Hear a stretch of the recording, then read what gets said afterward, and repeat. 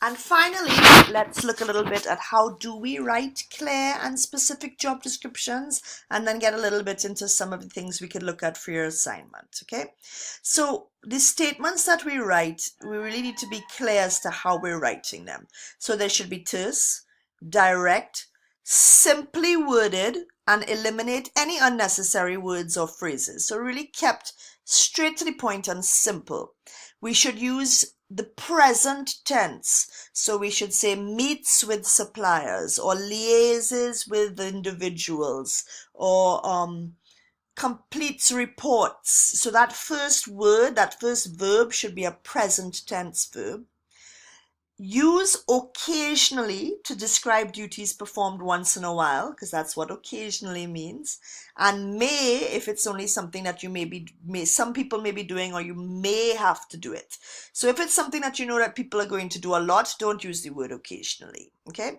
And then state the specific performance requirements of a job wherever you can.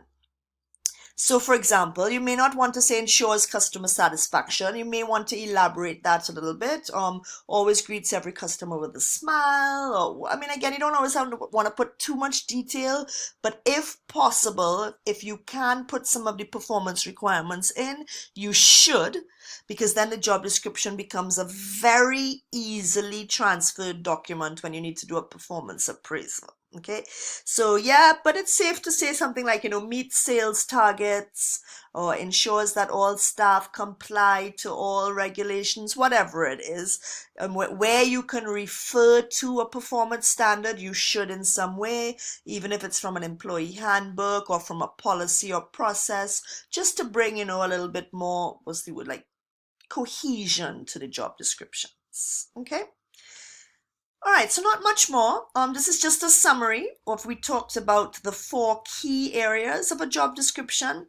The job title and why you need to have that, the job identification, and we looked at a list of things you could be found there. We spent a lot of time talking about the essential functions, the actual TDRs, and how they should be phrased and in what order. And again, maybe a little bit of semantics here. To some people, you cannot have a job description without a person specification included. To other people, they keep it as 2 separate documents. Let's just be clear, there's no right and wrong. The job description is predominantly the TDRs, and the person specification or the job specification is the KSAs. Okay, so in terms of your assignment, these are what you're looking for in your job description. Okay, and then here are some other questions to kind of get you thinking a little bit. Okay. So first one is obvious. Are all these components that we just looked at included? Clearly state what's there, clearly state what may not be there. If it is your JD, or you're of course familiar with the job, do you believe that it accurately covers all the major duties and responsibilities? Maybe it doesn't. Then identify that. If it does, then fine. But if there's something that you're doing that's not even in your job description and it's trying to be, under any other duty, then acknowledge that in your report, right? Are there any key or critical duties that you believe should be included, which is what I just said, to make it more complete?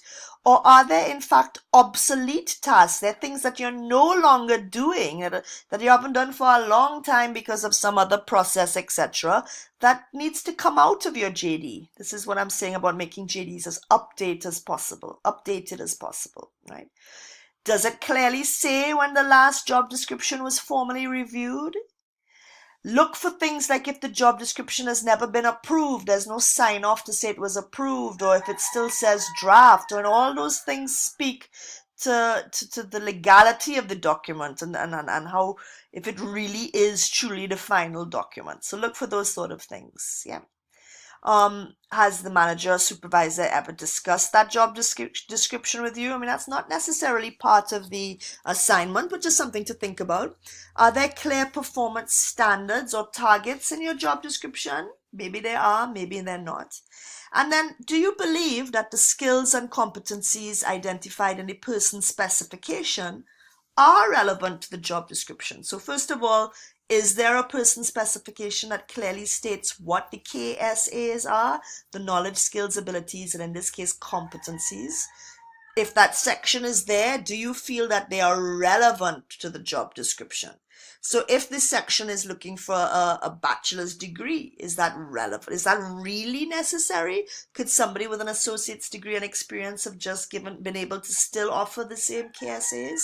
So do a little bit of thinking there. Are there any other skills and competencies that you believe should have been included in the person specification?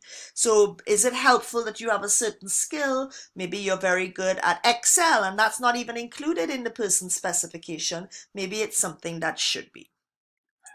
Okay, so again, all of these questions are just things for you to consider when you're actually doing your analysis of your job descriptions. So you're looking at them and you're comparing them with what a job description should have and identifying what it does and what it doesn't. Okay? And that is really it for this entire unit. So this is what we covered. What is job analysis, and it's all about getting information so that we can write accurate job descriptions and person specifications. How does that whole process happen? What are some of the different ways of looking at job analysis to try and ensure that the information is correct? The difference between job analysis and job evaluation. So job evaluation is when we're actually trying to find the worth of a job as it relates to another job within the organization. Then what is a person specification and what is a job description and all those details that go with the job descriptions. So next week I am also going to do a little bit more on JDs, but much more of a summary kind of vibe, nothing too heavy, while of course you work on your first assignment. Thanks a lot everybody. Bye.